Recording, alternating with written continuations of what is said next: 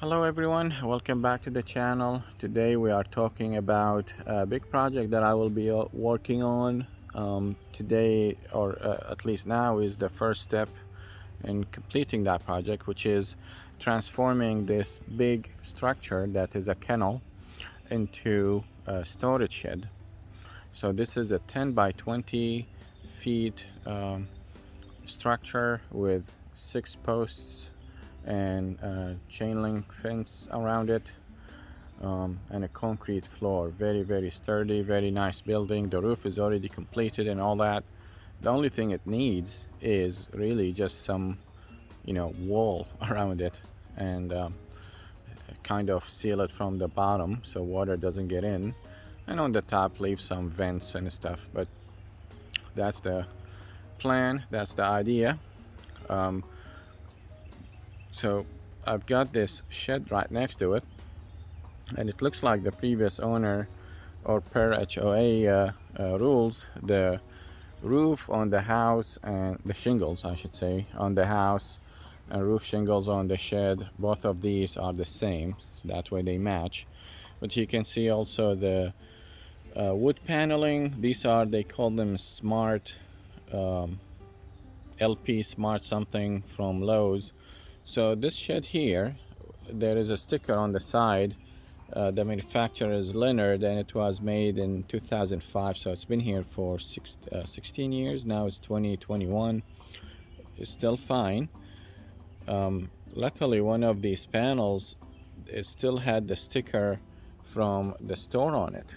So when I scanned it, it came up with the exact item for the panels. So I will be using them on this structure here. But you can see this also had some of this paneling done already on the top and on the sides. I'll just need to match the color, but so that's good. And then the bottom is concrete, so I will be removing this chain link fence. Oh, there's a cat there. Come on, catty. I don't know where this cat came from. She appeared here like a week ago, and just been visiting, I guess. She's still there. Oh. Oh.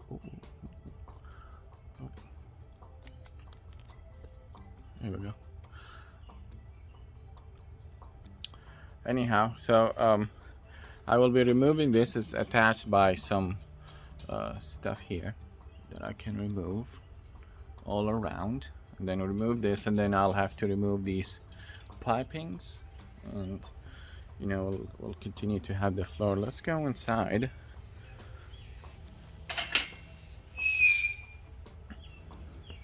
Come on, cat, leave for now. We're busy working. Okay. So I'll be removing that, put it on the side or something, let her use it. But the ground is so good, so very sturdy, and you can see it's already completed here. See, the roof is already done. I had an idea of lifting the roof up another foot, but I really couldn't come up with a safe way to do it because it's a heavy structure.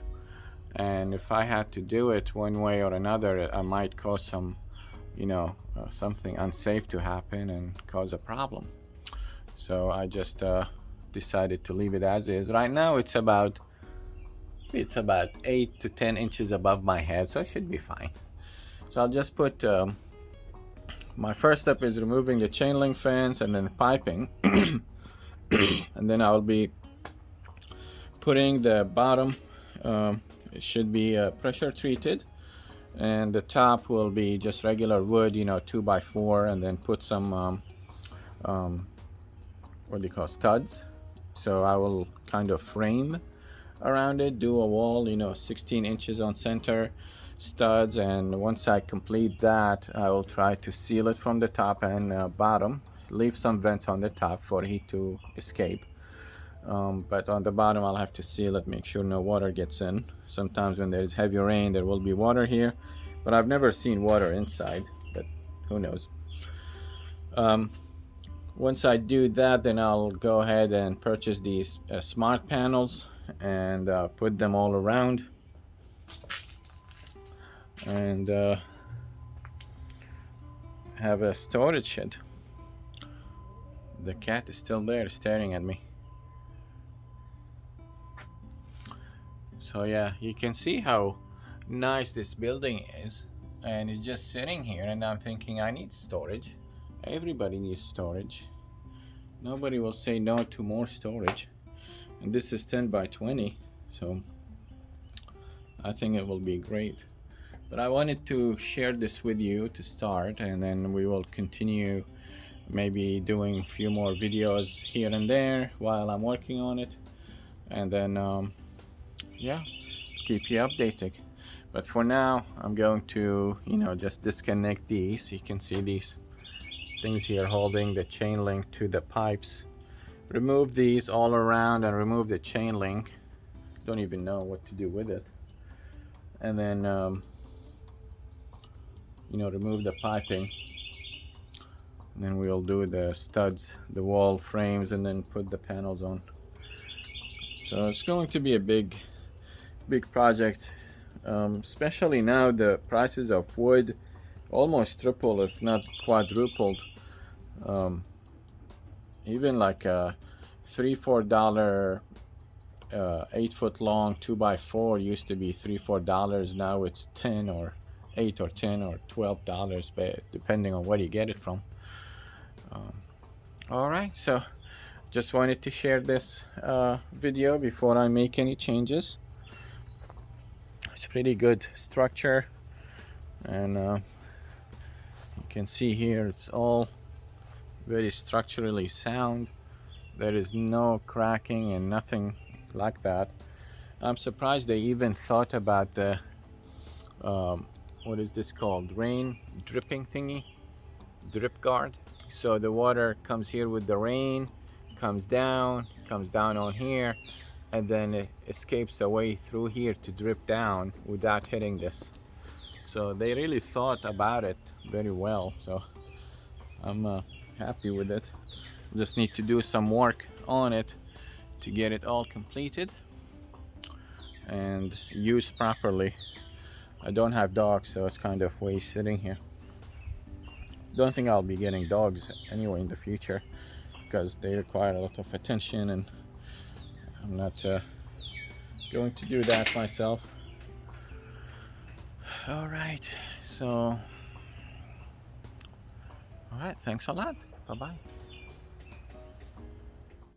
All right, so this is an update video on what we talked about earlier in the first part. First step is removing this chain link fence, and I did remove all the ties they had tied this chain link to the piping, to the pipe frame, all around in the bottom, on the sides, on the top. I removed them all, and I just kept them all here. Now it's all loose, as you can see. It's all moving freely. I just need to unhook it from the front and the back there, and then I just drag it. At least that's in theory. So this is all loose. So once I remove that, hopefully it will come out easily. I think there is some more ties in between of here and in there, but once I get those done, I will be able to remove this and just put it on the side for now. Then I'll remove these piping. I don't need it. Maybe I'll leave it, I don't know, but I don't think I do, because I want to put the wall, the wooden wall, where the pipes are. And this little guy was helping me by pointing out where to remove, what to remove. Right? Were you helping me? Oh yeah, thank you. Okay, so yeah, that's it. Just wanted to do a quick update, and then I'll do more updates as I go along. Thanks.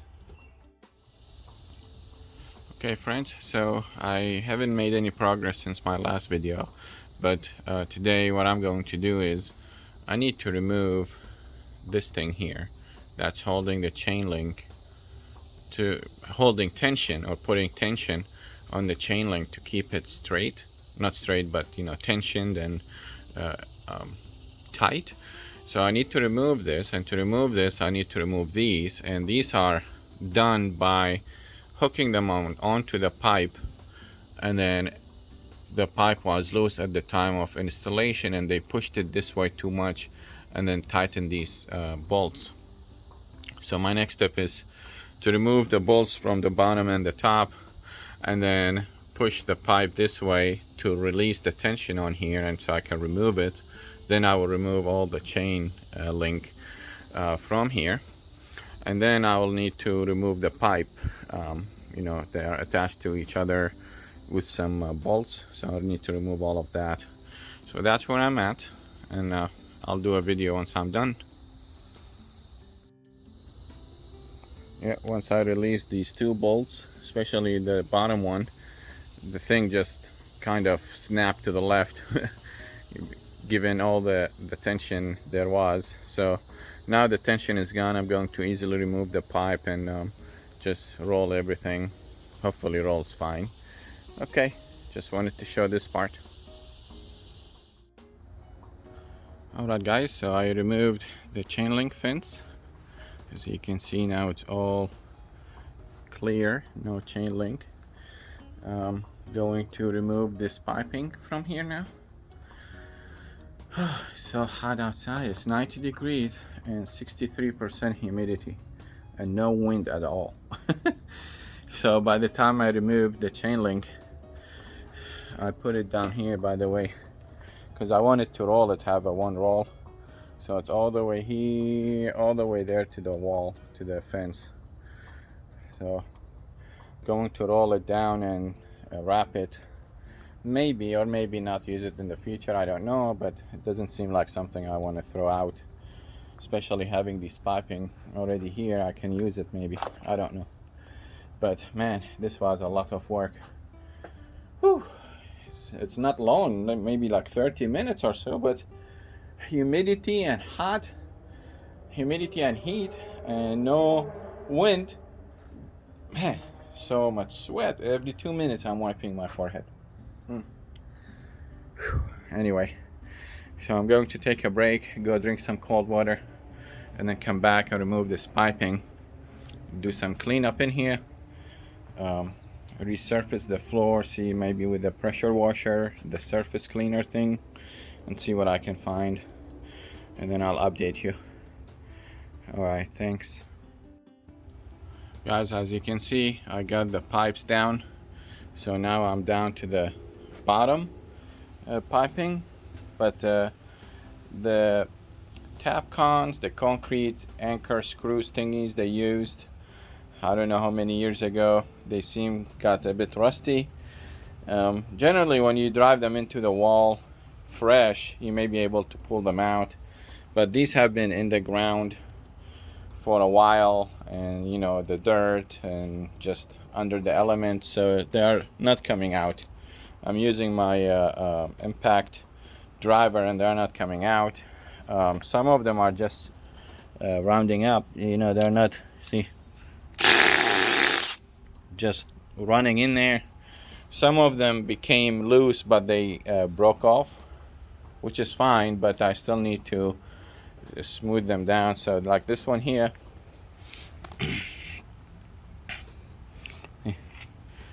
they still have the blue color on them.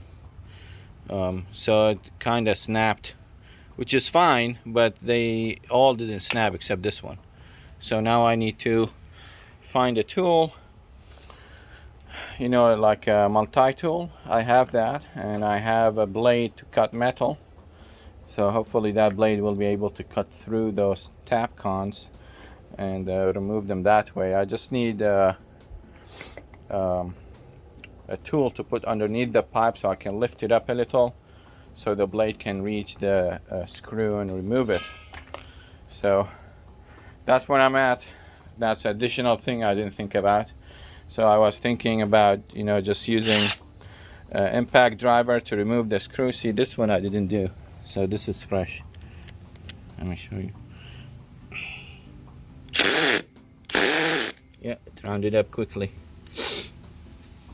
So yeah, I will I don't have an impact wrench. Maybe an impact wrench would have helped, but those typically use you know, sockets, and I will need an adapter anyway. But I don't know, it's not a matter of power to remove them. I think it's just a matter they are stuck in there and they will not come out. They just need to be snapped up. So I will be doing that. I'll get my multi-tool and get one of these forget the name, I can't think of it right now, scraper thingy, just to lift it up and then get the blade underneath. Okay, I'll update you later. Well, I tried to cut through this screw here, concrete screw. It's a Tapcon, but I don't know, they used the Phillips head and it's I couldn't remove it. If they used the hex head like this one here, it would have been easier to remove, but you know, at the time of installation they probably thought they will never remove this anyway. It's hard to remove, so I decided to cut it, but I couldn't cut it. This blade I have for, see this, this is meant for metal cutting, but it's not doing anything. It's actually, if you notice, it's damaging the teeth on the blade. You see the teeth? They are damaged in the front. So I'll show you here really quick.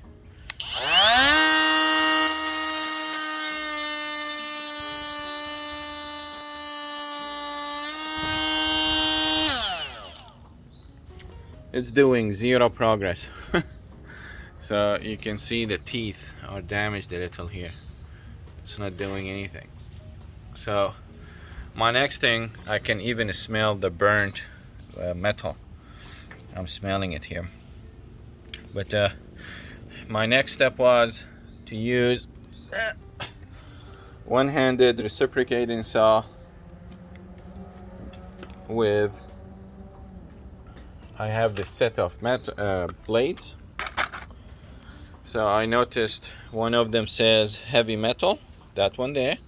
So I'm gonna take it out and see if I can cut through that with the heavy metal piece. If not, then I'll have to find out another way, because this is an obstacle. I need to remove these pipes, and I don't want to use a hammer because I might damage the concrete. I don't know. So that's where I'm at, just an obstacle. Alright, I'll keep you updated. Well guys, this blade, so this is a Bosch tool, but it can be any tool, but the blade, it's also Bosch blade, and it says on it heavy metal, speed for heavy metal. And this thing, I put it down here and started it, and it went through it just like a hot knife through butter. It cut it so easily, you know, it just so easily. Here it is, see, it's actually still hot. So it cut it so easily, this thing. My goodness, I spent about 15 minutes trying to cut through here using oscillating tool, and it did nothing aside from just grazing that concrete. But then using the right blade with the right tool, cut through it so easily, just 2 seconds and done. So now I'll just need to do the rest of them. Alright, I just thought I'll share this. I didn't see anybody on YouTube having a video about cutting Tapcons that are stuck in a concrete on a pipe like this, because usually they will be having some clearance. You can bend them and stuff, they'll snap off, but I can't bend them here. So this was a good thing maybe for YouTube to be used. Alright, thanks. Well guys, that first screw was deceiving. It got cut so easily, just like hot knife through butter, but the rest of them, oh my god. It wouldn't even do anything to them. The blade wouldn't even go underneath the pipe to get to the point where you can cut the nail. I mean the screw. It was just such a hassle, such a big hassle. I spent so much time on this I don't know what to call it, this bottom pipe that I spent so much time, more than anticipated. I thought, you know, just quick screws and unscrew them and be done, but oh my god, it wouldn't even budge. Oh, I don't know why. I don't know, maybe you can leave a comment in the description, but why would you use Phillips head screws on a pipe? Because Phillips head screws are easy to come out and they don't come out easily, especially for concrete. You would use that in case you want to install something in the wall like wood and you want to hide the screw completely not showing. Here it's just a freaking chain link fence. Why not use a hex head so it can be easily removed later or cut off? So now they made them flat with the pipe and I can't get them. There is not even space here underneath the pipe to put the blade underneath. Such a hassle. But I mean, whoever did this job, they did a great job, because in their mind they will never be removing this at all. So here I am trying to remove everything they did perfectly and to have different idea in mind. So it's a catch-22. They did a great job, except that Phillips head concrete tap-cons, they could have been the hex screws so they can be removed easily, but you know, they didn't know. But that's where I'm at. I can't get underneath to cut them. I did actually just half. See, just half, exactly half. And this half is proven to be very difficult. So it's this material, I don't know what it is. Let me show you this black stuff on the floor. It's like spongy stuff, something you would see at like a playground for children. It's spongy, but it seems they poured it in after they put the pipes, because you can see the spot, the pipe was attached to it. When I'm pulling the pipe up, this is coming off with it, but I don't know, they probably liquid material, they poured it in on top while the pipe was here, so it stuck and it distributed evenly. When it hardened, it became like this spongy stuff, but it is stuck to the concrete too. I want to keep this. It's good thing. I want to keep it, but I'm just didn't know it was like poured in afterwards, because the pipes, see, there is one of the pipes, you see it is stuck to the side of it. Oh, down there is a shadow on the back. See, it is stuck to the side. So yeah, anyway, so that's where I'm at. I spent maybe 2 hours so far just doing half of it, which is way longer than I anticipated. But it is what it is. There's always some surprises in projects, and hopefully once I'm done with this part, it will be the cleanup part, and then I'll start doing the walls. So, alright, thanks. Well, the second half got completed easier than the first half.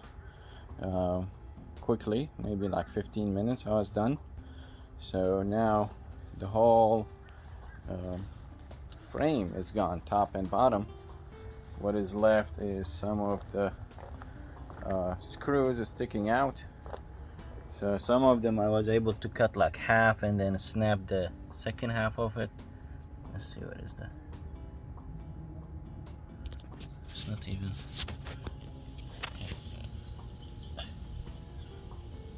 This one here, and then there is another one sticking out.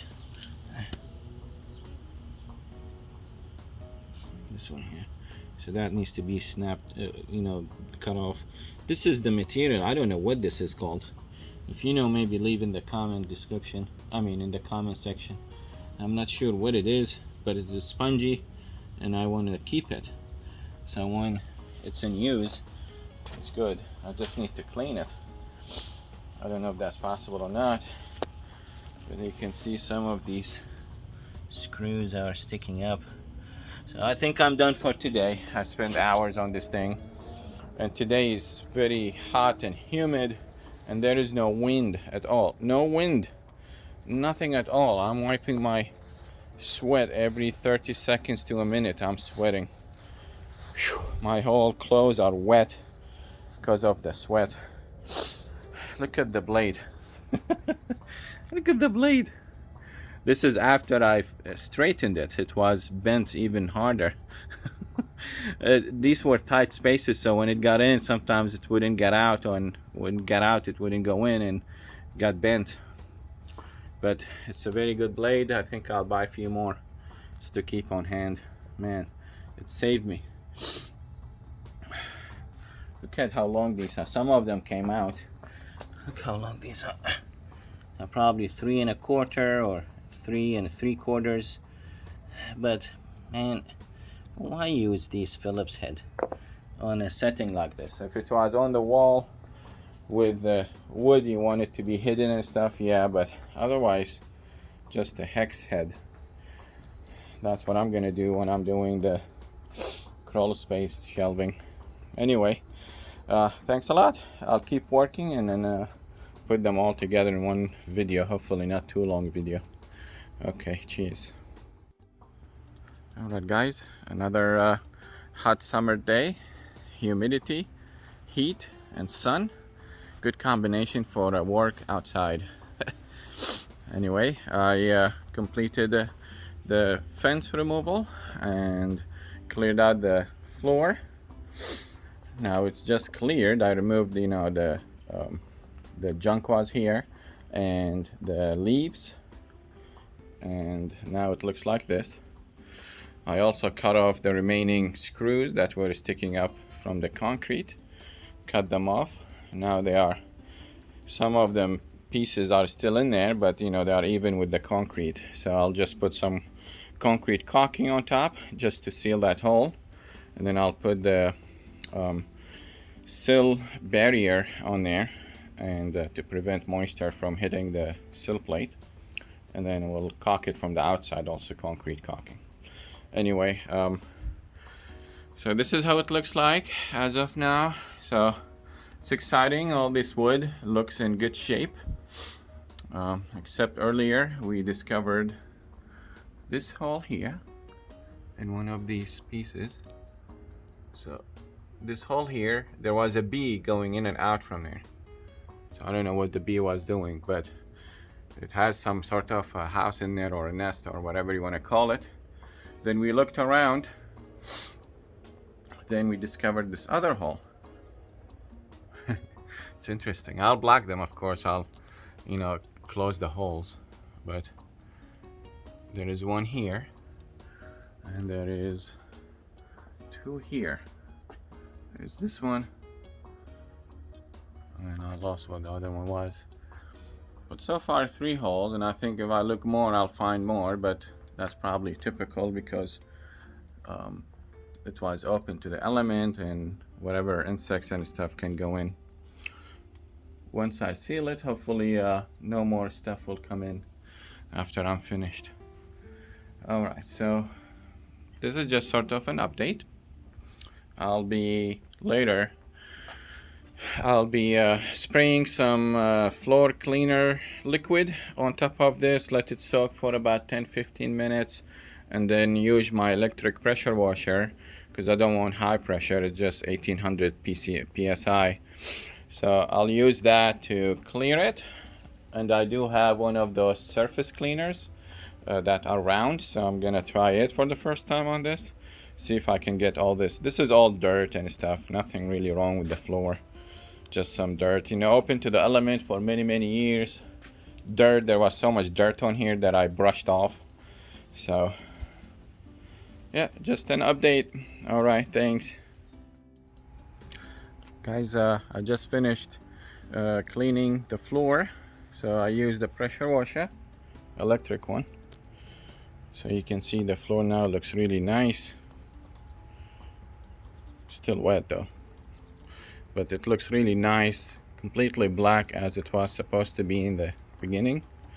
See, this was all dirty and mud and whatever, but now it's all shiny. So I used this pressure washer here from Karcher. This is 1800 psi. It has a soap tank on deck, built in, It comes with this floor cleaner, which a floor surface cleaner, and I also bought the Karcher detergent 2 years ago, so that was not for this. But I used first just water, sprayed it, soaked it with water using the soap tip. After it's soaked in a little bit, I used the surface cleaner with water and just surface cleaned it. Then I rinsed it off with a 15-degree tip. And then after I did the tip, 15-degree tip, I did some detergent to the detergent tank and some water. And then I put the soap tip again. And this time I soaked it with soap, detergent that is, and let it sit for about 10 minutes or so. And then I came back again with the surface cleaner and did it crisscross the whole thing to avoid having these streaks on it. Still some streaks, but not as obvious, like these lines here. I know in the camera it look very obvious, but when you are in reality here, you don't see them because your eyes is not the camera. Anyway, I did the surface cleaner with the detergent applied for about 10 minutes or so, and then I did it crisscross, back and forth, then forward, backward, and then I rinsed it off again with the 15-degree tip, and this is where it is now. So I'm going to try to dry it up, and I even cleaned the concrete around it with there was so much dust and dirt and stuff, so I cleaned it with the 15-degree tip. Eventually I'm gonna have to cut a little bit off here so you can see there is water underneath, but that's okay, it's not the first time. It will dry. Yeah, I'm gonna dry it up, and then it is sunny today and hot, so it will be drying up soon. I also sprayed here on top, on the sides and the columns there, these columns here, just and some here, and I've got the pressure washer. So yeah, that's where I'm at. My next step will be to buy 4x4 posts, and I'm gonna put 6 of them around as we discussed before. Maybe we didn't, I don't know, but I've got the brackets to go in the concrete. I got the concrete anchors. I'm gonna put one in each corner where these are, because these are outside the concrete and I want my wall to be on the concrete. So I'm gonna put 6 posts here, 4x4, and then after that I'm going to start doing the walls. So I'll do this wall, that wall, that wall, that wall, that wall, and leave this open for a door. So I'll need to do a door later. Also need to put some vent up here. I discussed it with my neighbor. He does some home project as well. So I thought I'll discuss it with him and see, a second opinion, explain my plan. He said it's a good plan, except I didn't mention anything about ventilation, which he's right, I didn't think about it. So thanks to him, I thought about it now after he mentioned it. So I'm going to add some ventilation on top, maybe a couple small holes up here and a couple more on the other side, and see how it goes. It needs ventilation, otherwise you will have some condensation built up, and you don't want that because it will lead to rot and mildew. Okay, so that's a quick update, and it's almost 5 minutes actually, so that's not quick. Okay, bye-bye. Okay guys, I waited about 2 hours or so for the floor to dry, and it looks amazing. It looks amazing. So just wanted to show a quick video of how the floor looks like after the wash. It looks awesome.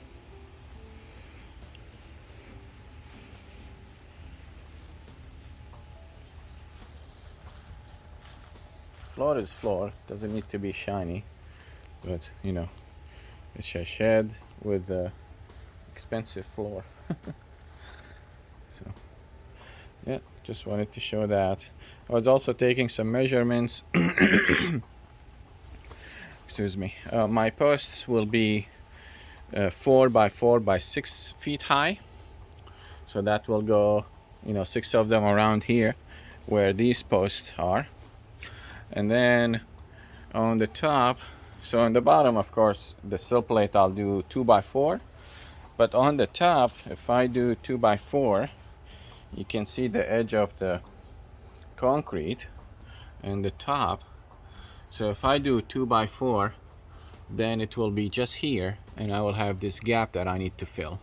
So I was thinking the top of the wall, I might just do it 2x6, and 2x6 will reach all the way here, and there will be a tiny gap that I can just put a small piece of wood, attach it with the glue or something just to close it.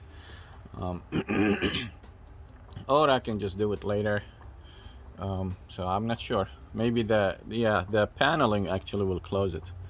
Yeah, so if it reaches here, the panel will be this thick. The same, I'm gonna use the same panels. These are the LP Smart panels. So I'm gonna use 2x6. It will reach all the way here, and then the rest will be filled up by this, I'm thinking. Okay, so that is where I'm at now. It looks really good. I'm happy with it. So now I'm ready to do the posts. What I discovered, I was thinking it's the other way around, but I discovered that pressure treated wood is actually half the price of the untreated wood, which I would think it was the other way around, but maybe I'm wrong. I'm not in this trade, so I don't know, but I was gonna use untreated wood because it's not going to hit any water, but the prices are like $10 cheaper if I go with the treated wood, at least for the posts, 4x4x8. But I'll see how much are the 4x4x6, maybe cheaper a little bit. But if anything, I'll just go with the pressure treated, at least for the posts. The studs, I don't know if it's a good idea to use pressure treated for studs or not. I may need to do some research on that before I proceed. But that's what I'm at. Alright, thanks. Alright friends, so I went to Lowe's this morning and I got the 4x4x6 timber right here. These were outside of Lowe's, and they were extremely dirty. They were full of dirt all over them, and with the rain and whatever, it got stuck to them. You can see they are very dirty. This is probably the nicest one out of all of them, but that's the only one. So I decided to put them on these sawhorses and just give them a quick wash. So I sprayed them with water, and then I used that old shirt and wiped them off just to get the dirt off. That's the reason. Once I put them on in there, I won't have a chance to wash them, and I don't want to look at the dirt all the time. So now it's time to put the concrete anchors here. The ones I purchased were 5.5 inches long. So for the bracket of these corners here, 5.5 is too long because the concrete slab itself, I think, is like 4 inches long, and I don't want it to be sticking up too high. So I went back to Lowe's and I bought another 25 pack of the 3 3/4 half-inch anchors, bolt anchors, or wedge anchors they call them. That will allow me to insert about 2 inches or 2.5 inches down below in the concrete, and then the rest of it will be sticking up. So that should be good. If I do 3 1/4, that would be too little. So they require anyway, we'll talk about that when I get the stuff out here and do some work. Alright, thanks. Okay guys, so what I did so far is got the tools available and ready to start. So I've got my Bosch brushless hammer drill there, and the Bosch SDS Plus concrete drill bits, and I've got my Bosch HEPA filter cordless vacuum cleaner, and I have also this Bosch sort of job site blower. The cool thing about this, it has attachment that is meant for this sort of thing. So this goes in there, and then you just blow the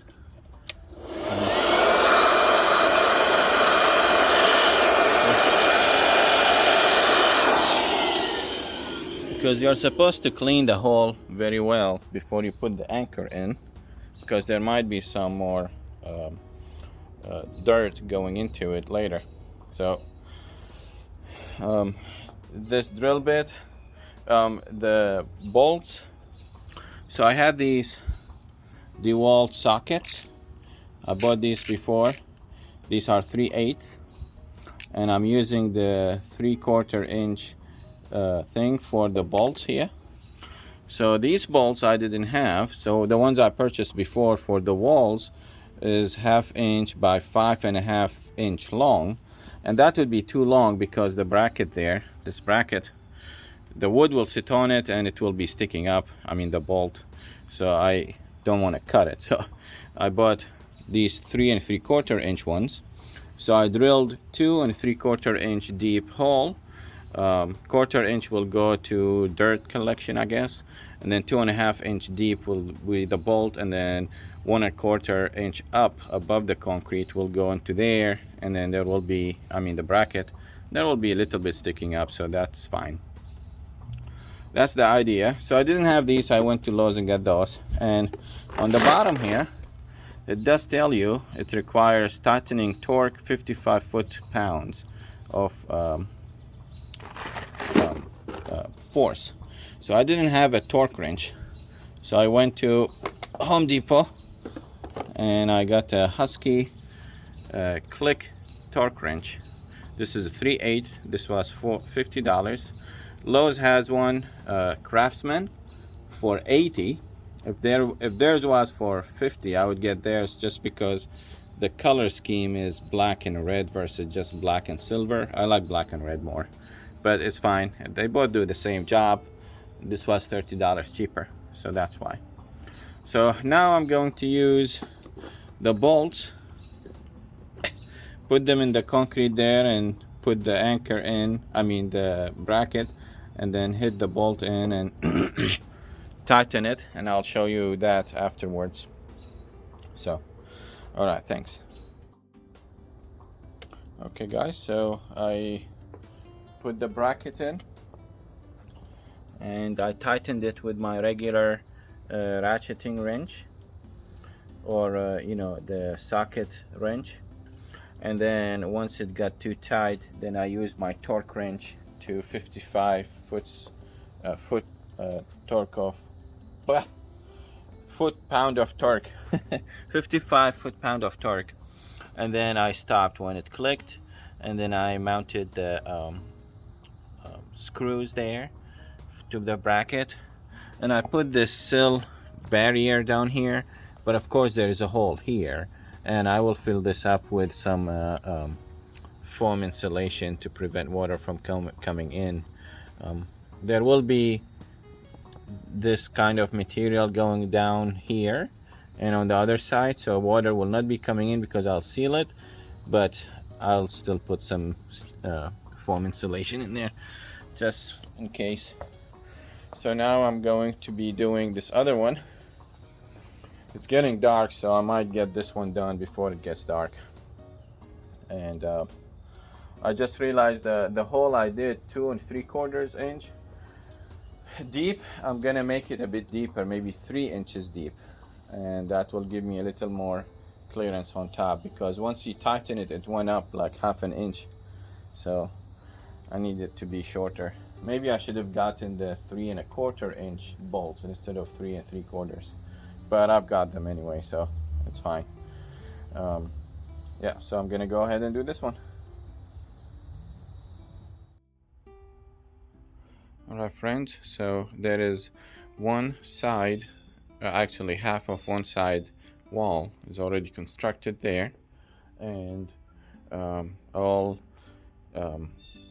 studs are attached to the sill down there in the top, and I used a couple 3-inch screws on each side. You can see it. couple 3-inch screws. These are deck screws, so they are meant for pressure treated wood. And then I also, in addition to that, I use 2 galvanized 3-inch nails too. So that's probably overkill, but I had them both, so I thought I'll use them.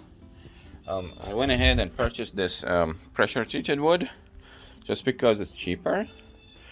I don't know why, but I thought the other type of wood would be cheaper, but apparently during the pandemic, for some reason, the pressure treated wood is cheaper.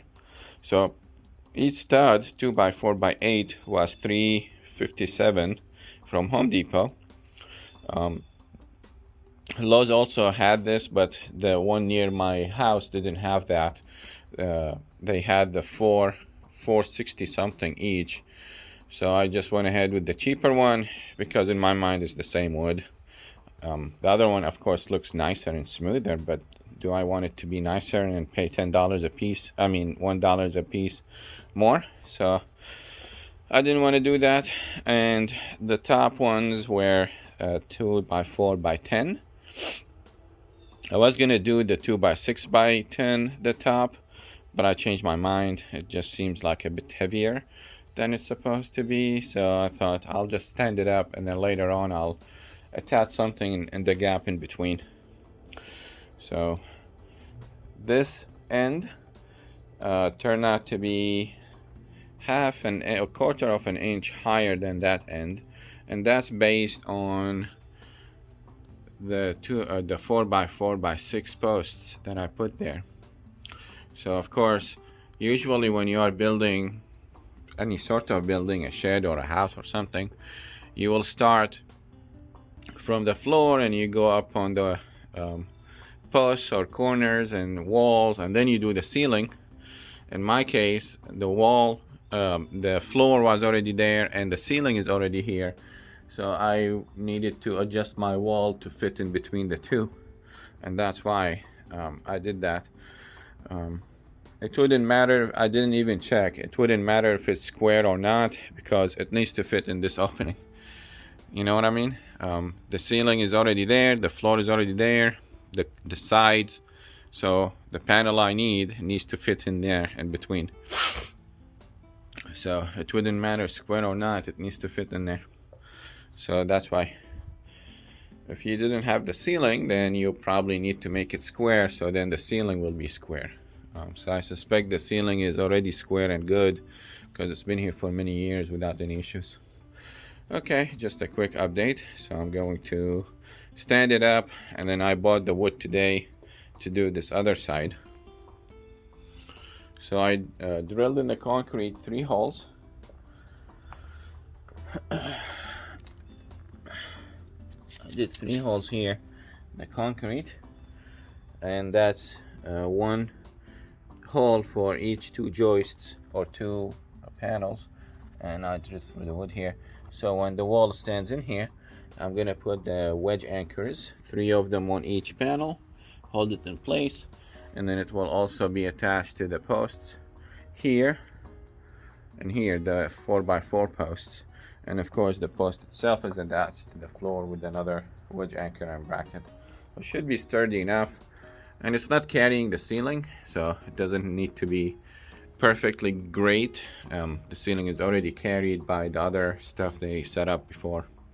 So okay.